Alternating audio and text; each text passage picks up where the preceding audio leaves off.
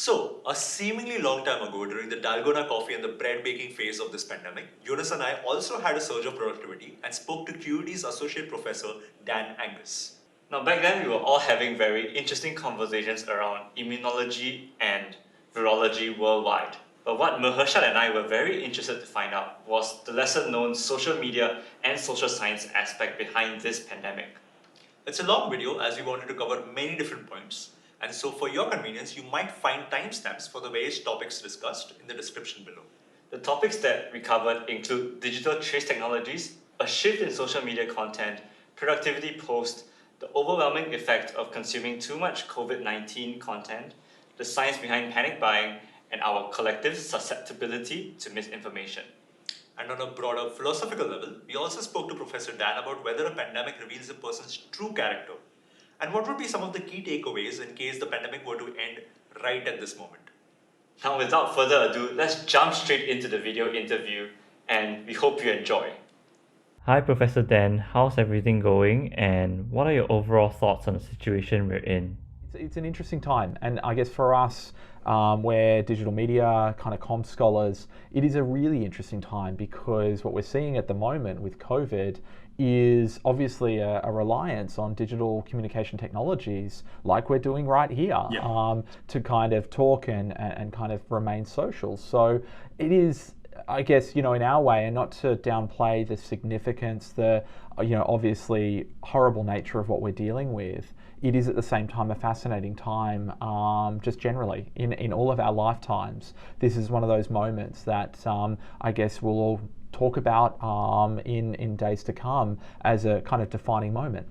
Sometimes I like this metaphor of how like social media or new media in general, it's like you're shouting into a void. Are we now shouting into the void of social media now more than ever? It's interesting. I mean, naturally, we're probably spending more time on our devices just by virtue of the fact that we are kind of trapped in these bubbles. And so we're kind of looking for ways to expand that bubble back out. And, unlike other pandemics and kind of, big, large-scale global health emergencies like we're experiencing, this is the first moment in which we, I guess, have tools, social tools, in which we can maintain some form of connectivity and do so in very different ways. I mean, yes, we had phones previously and other kinds of devices, but what we're talking about here is this kind of many-to-many style of communication. And that's what makes it different, right? Is that, as you say, we're shouting into this void. And this void, it doesn't just have strangers, right? These are people, these are friends, these are work colleagues, this is every facet of our life. And so that's one of the interesting things I've been noticing is how people are negotiating their kind of personal identities, their professional identities, and how those lines, I mean, they're already blurred, but particularly how this COVID moment is perhaps blurring them even further.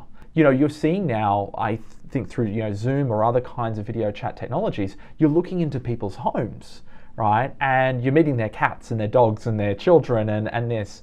And I don't know, I hold out hope that this is actually a humanizing moment in some ways, that by doing that, it does break down perhaps some aspects of those facades. I mean, hopefully in some ways that there's less problematic aspects to that breaking down of that wall and people don't feel like they're having their private life or their privacy intruded or feeling forced, this moment is being forced upon them whereas previously they could put up a barrier and maintain that separation. Now they're kind of being forced to put, a small facet of their life in kind of more public view. But I don't know, I've certainly seen it mostly be positive, right? Yeah. That just learning a little bit about people's own situations at home, it's kind of been nice. So, Professor, a lot of policymakers have taken interest in using data from digital trace technologies. As we can see with contact tracing apps that are being used. Like, I'm sure there is a little bit of a privacy and surveillance concern that comes with it. So, what are your thoughts on the purpose and the efficiency of such technologies?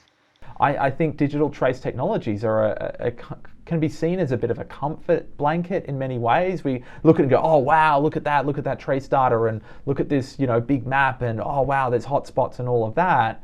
But its utility in the moment of actually stopping the progression of the disease, I think, is severely limited. And what does this mean for members of society who already feel marginalized, already feel targeted, already feel under the kind of hot eye of surveillance at the moment? Is this going to make them feel safer? And so, thinking about it holistically, I think is important. And also, I think it's important to just be a little bit skeptical of our governments and their intentions behind this. I think it's very easy in a moment like this to kind of get caught up and to trade away and say, give over every power, every kind of, device to our governments to keep us safe and well. But we have to look at it through a long-term lens as well, that we're in this for the long haul. There's things that have to be done immediately, but then as soon as that immediate threat is gone, we need to start really carefully kind of making sure that we're getting that balance right in terms of, citizens' privacy, their civil liberties versus the whole of population question. I have noticed an increase in social media content urging viewers to remain productive, to keep work going, or even expand skill sets. While this can be seen as not letting the pandemic beat us down, certainly there are people in society who feel they can't keep productive or show they are productive, and as a result feel disparaged by the so-called #productivity porn. Should people find genuine comfort and encouragement from this wave of productivity content, or could we tone it down to avoid disparaging others subtly? I find it, once again, it's fascinating. And none of this is really that new, right? What we're talking about here are known qualities of social media that are being amplified perhaps to some degree during this moment. And so the performative nature of social media has been well studied and largely studied up to this point. So the idea of, us showing our best self, right? That, this is a fake version perhaps of us. And, there's plenty of scholars and contemporaries of mine who've written about this, written about, for example, Instagram is a classic case where a particular youth culture emerged on the platform of the Rinster and the Finster, right? So the Rinster being the real, authentic account of the person with that, that was for a cultivated following, like just their very closest friends and such would have access to the Rinster account. But the Finster account was the kind of more fake, hyper-produced, the best self that would have all the most glorious and the images that would show that person off in the best possible light. But everybody knew it was a caricature, it wasn't real. And I think, at the moment we're seeing this acceleration of that, right? That, the best and worst of social media. There are many ways to interpret anything on social media at any moment.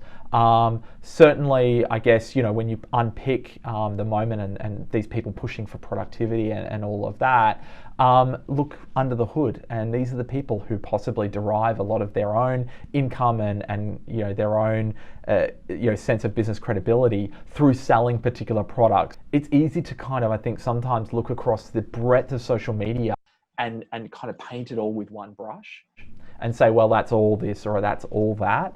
And I think, for anyone looking at and making sense of what's happening right now is to look at it through a multitude of lenses, right? And think about, each piece of content is individual content. It's produced by that person for a very particular audience, and it's produced by them for a very particular reason. Yeah, like we gotta negotiate how much we wanna try to interpret the reason, and to the point where it's not really hyper analyzing, but also trying to sort of digest the feeling of now I feel like I like a bit of discipline, or do I now have to be productive because I saw this person's productivity porn out there? Quite an interesting thing where we're starting to feel guilty about our own productivity. We kind of see a change in the kind of social media content that people are putting out there. It's more authentic, it's more domestic.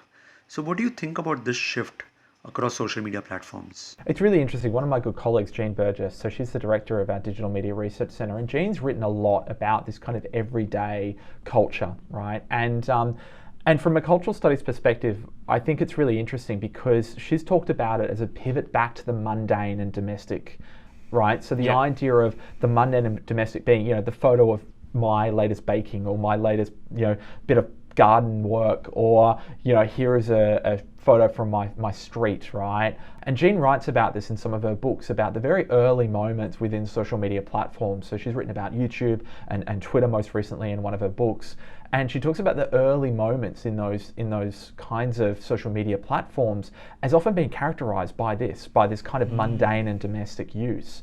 So it's really intriguing that we're kind of returning to that at this moment through some of these platforms, that less production, more authenticity perhaps. And I don't know, I just find that fascinating that we retreat to this kind of more authentic experience in these moments. It gives us comfort, right? And to share that and for other people to react positively to that, to go, oh yeah, that's the kind of content I've been craving, right? That I want to see, show me photos of your cats, show me photos of your baking, show me photos of your garden, right? We can't experience that ourselves in person at the moment, and so extend part of yourself out through your social media. Now with the information overload and also the overwhelming amount of news that is surrounding coronavirus, what do you think are the effects of such prolonged coronavirus content on like the academic community and also on the general public?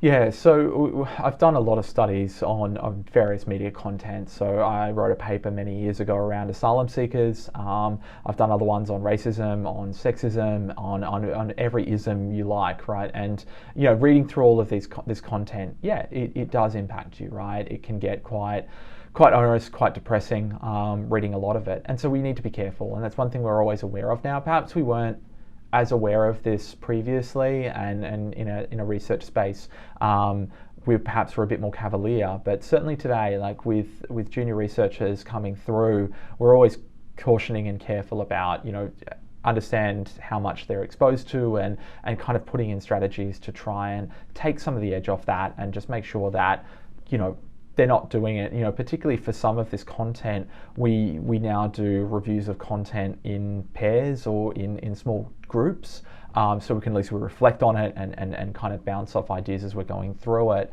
But yeah, with the coronavirus information, like a few of the things we're seeing at the moment is largely around the conspiracy theories and some of the reactions and the negative stuff coming out, particularly from America. And you're looking over there about what's happening with the kind of MAGA camp and the 5G conspiracy theories, and the Bill Gates kind of anti-Bill Gates stuff, and the anti-vaccination, and all of this kind of come out. And look, I will say, it does bring you down, because you look and go, wow, like this is really gross stuff, right? This is really gross. Where have we gone so wrong that there are individuals that feel like this is truth, like that this is in any way real or justified actions, to be kind of blocking hospitals with their cars, to be driving down the roads, waving placards against nurses and doctors trying to go about their job of saving lives. It seems like another world, but it's our world. And so it is confronting to have to deal with this. But I think fortunately we've got enough in our community, right, in terms of our research group and wider academic community, that we can kind of at least reflect on this. We're having regularly kind of weekly catch-ups where we can talk about this and help ourselves deal with the moment as it's happening right now. Is there a way that the public can avoid being overwhelmed by coronavirus news content, and also prevent the social media platform algorithms from suggesting too much coronavirus news content? Yeah, and so thinking about those different platforms, what needs they serve, right? And which ones are feeding us what kind of information. For example, Instagram is a highly visual platform, and perhaps that's one where you're going to see less news content, less of that kind of real, that real world smacking you in the face. And it's easy to scroll through without looking at the comments even, right? And just, consume the videos, consume the images and such. The security concerns of TikTok are quite significant, which is unfortunate, because I think some of the content on TikTok is the more lighthearted and really interesting and funny content around. So people are really flocking to that platform to, I guess, express that real playfulness. So what I was talking about before, TikTok is a relatively new platform, and so it's still got that edge, right, where it's that authentic kind of very gritty and raw domestic content. But I think it's about understanding what need each of those serves.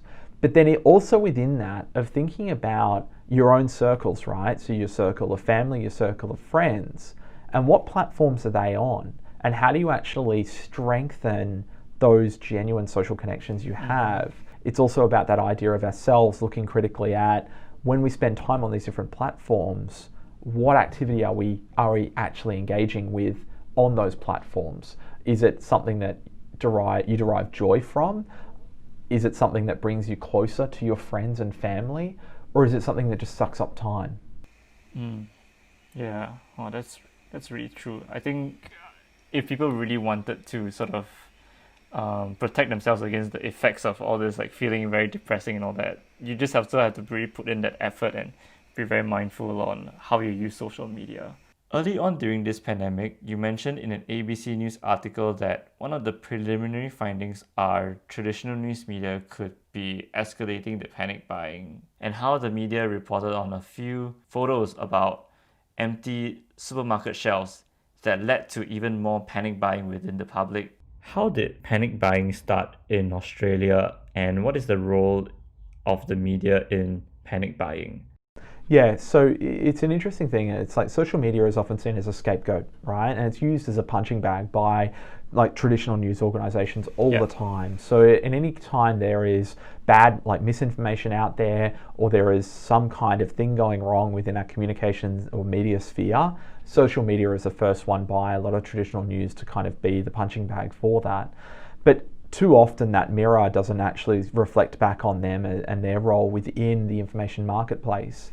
And news media is still setting an agenda. They're still the ones out there who are very much framing our reality and the stories that we talk about, because largely through social media, theirs is the content that's still being shared. They're writing the headlines that are being shared, and they're the ones who are driving clickbait and such. It's not the social media platforms who are writing the headlines for the news organizations, right? It's the news organizations that are writing them. But at the same time, the news organizations have to be responsible themselves, right? If they want the public to jump to their defense as this fourth estate that is integral to democracy and there to save all of us from some tyrannical government, now's a great time to start acting like that, right? And actually do journalism, not just this kind of tabloid style media that drives kind of clicks and eyes onto a story.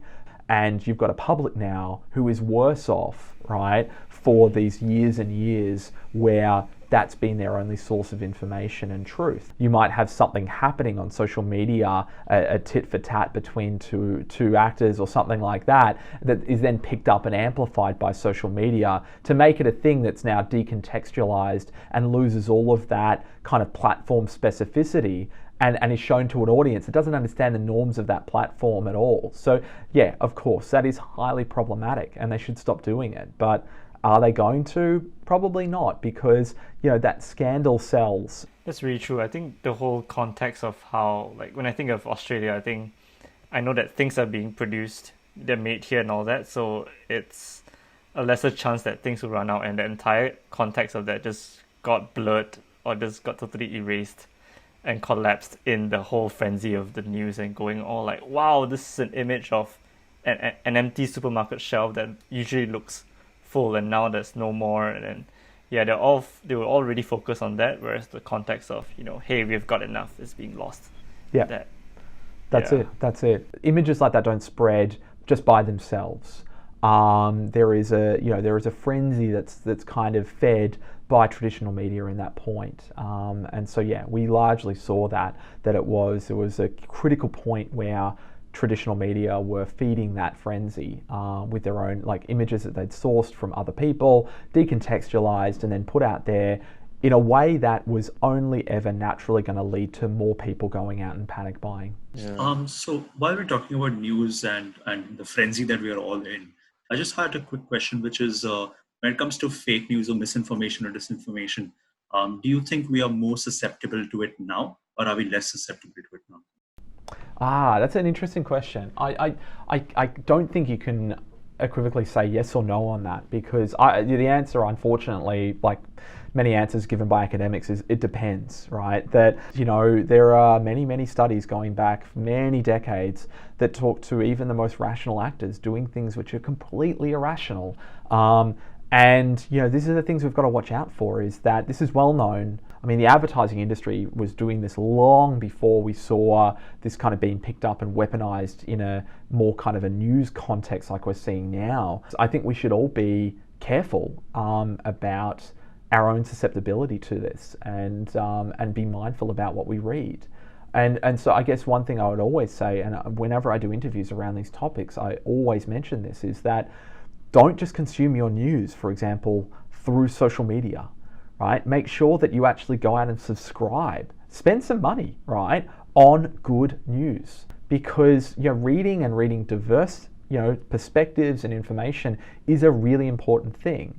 Now, it's interesting. I mean, Axel's written a book on fake news and filter bubbles and how they're actually not really a thing. In fact, at the present moment, we're being exposed to more perspectives and more different sources, like a greater breadth of sources of news than we ever have, right? Previously, people might have subscribed to one or two newspapers, whereas right now we're reading articles across tens of papers in any one day. But yeah, certainly to anyone listening in on this, if you want to kind of, I guess, insulate yourselves from some of the worst of this, the best way you could do that is actually going out, selecting, and actually having easy ways to consume the kind of news content that you feel you want to read. What are your thoughts on the notion that the pandemic amplifies who we are? Yeah, look, I think it's an interesting notion. I think yes and no, right? That in any point of stress, right, our real self comes out sometimes. But I think I'd forgive anyone at this moment for anything that's happening. That people are, I guess, just finding ways to deal, and whether that's by amplifying certain aspects of their character and really embracing things, or whether it's by turning a new leaf and trying to be somebody different for this moment. I think everybody's just trying to survive. Perhaps what we are seeing is, like, for people who are always, I guess, the teachers, the health workers, the early childhood educators, those people are on those front lines. My hope is that we're seeing them in their best light right now, which they've always been there, and they've always been doing that kind of selfless work, and they're largely underappreciated for it. There's a great quote about, in any kind of crisis, look for the people who are helping. I think it came out of Mr. Rogers, right? That he said this quote that, his mum used to say, in any moment where things are going really bad, look for the people who are helping, right? And I think that's the moment we're experiencing right now, is looking around for the people who are helping. If the pandemic were to end today, what should all of us, like the world, take away and learn from this? Yeah, I think not taking things for granted. And not taking and also not taking our own power for granted. I think we've kind of become conditioned that we're just like individual atoms who have no impact on anything, right? But actually that's not true, because you look at all the different countries now, we're all experiencing this at the same time, right? Now, all right, there are peculiarities of each, but when you drill down, we're coming out of this hopefully pretty well. And that says something about us as individuals. We've all had a part in that. And to think about that, and then think about our communication, to think about the way in which we come together as a society, all the tools we use to do that, the ways that we express ourselves.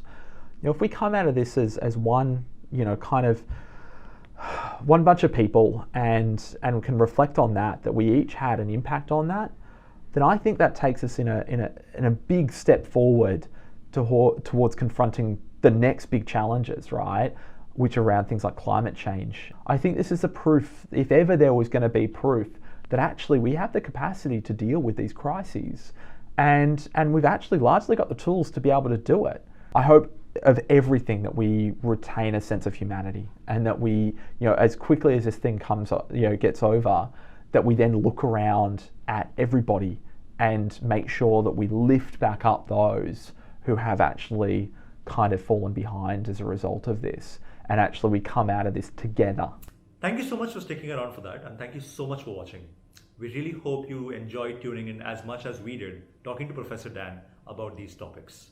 For us, the key takeaway from this conversation is that right now it's really important to be conscious of the content we consume on social media, especially now. We want to know what is your favorite takeaway or topic from this episode.